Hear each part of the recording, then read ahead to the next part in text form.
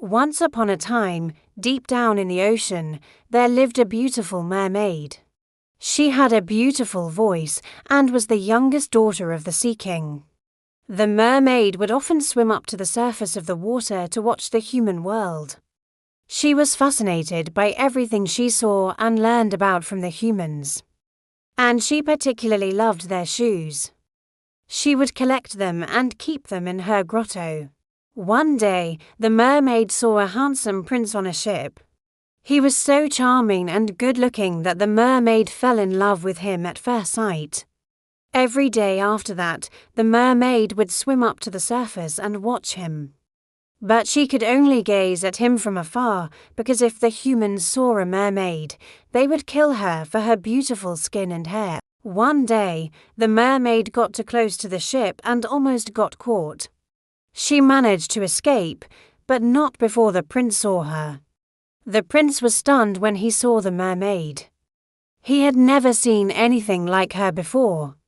He immediately went to the mermaid's grotto and saw all the shoes she had collected. He picked one of the shoes and threw it into the sea. Then he sailed away without another glance at the mermaid. The mermaid was heartbroken. She didn't understand why the prince didn't recognize her or remember what had happened. She wanted to make him remember her and fall in love with her. So she made a deal with an evil sea witch. The witch would turn the mermaid into a human princess and give her legs so that she could walk on land. In exchange, the witch would get the mermaid's beautiful voice. The mermaid agreed to the deal and went to the prince's castle.